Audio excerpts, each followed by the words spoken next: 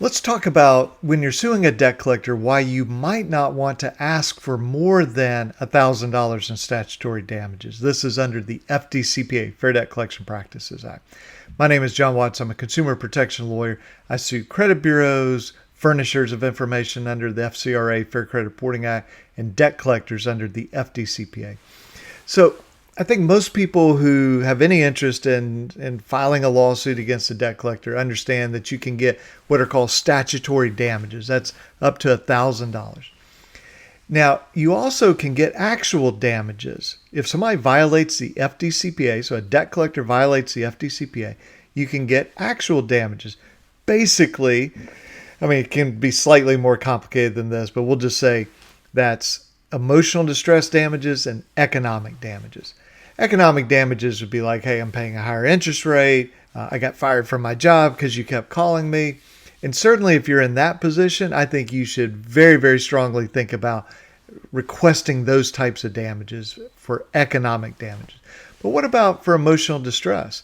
You send a refuse to pay letter and the debt collector sends you an email after that trying to collect the debt. Well, that violates the FDCPA. And could that be upsetting? Sure, it could be upsetting to you. Does that mean that you always want to claim emotional distress damages? And let me give you something to think about.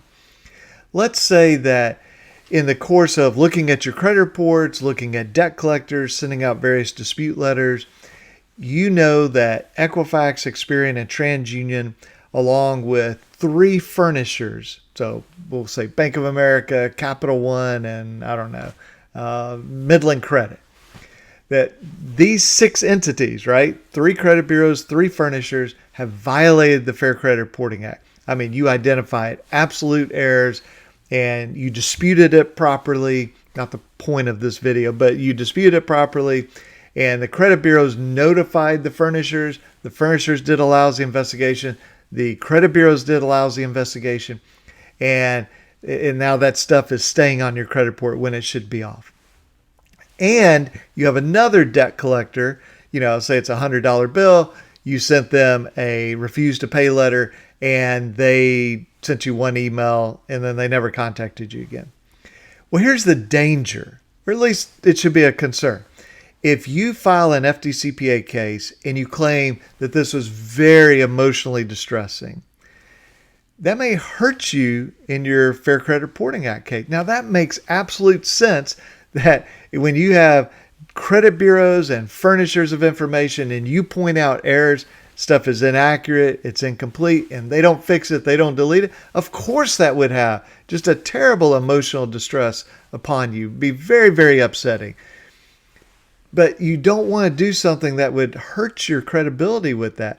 So if you also say, well, it was equally damaging and distressing when I got that one email from a collector after I sent a refuse to pay, you got to evaluate this. Now, obviously, I recommend if you're dealing with the FCRA, the FDCPA, I'll just be very blunt. You're foolish if you're doing this without a lawyer. Okay, that's like saying I'm going to a gunfight, but I'm going to leave my gun at home and I'm just going to take a knife.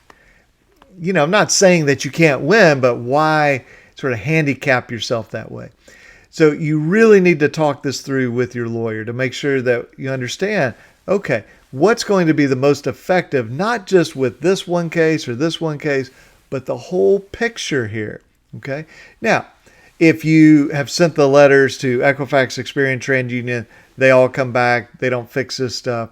Sometimes the credit bureaus will try to argue about, well, how do you really know, was it the TransUnion violation of the law that upset you or the Equifax or the Experian? That's much easier to deal with, okay? And that's beyond the scope of this video.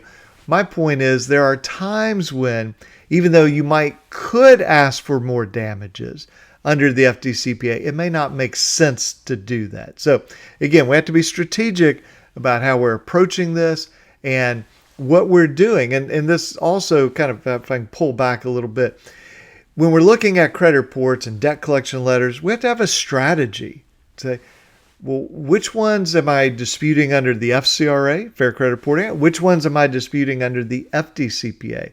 Am I doing it all at the same time? Am I starting with the FDCPA and then I'm going to come back with the FCRA? Or start with the FCRA, what doesn't get fixed as far as a debt collector goes, then I'll hit them with some FDCPA letter.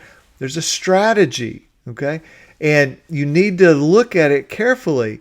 And again, this is why I think you have to be working with a consumer lawyer, not just who says, well, theoretically, I understand how you sue, but no, somebody who sues debt collectors, sues credit bureaus, sues Bank of America, Capital One, those types of companies, and have that lawyer help you sort of lay out that big strategy so that you can go, okay, here's how all the pieces fit together. So hope this is helpful just to get you thinking about this, and I will catch you guys in the next video. Okay, have a good one. Bye-bye.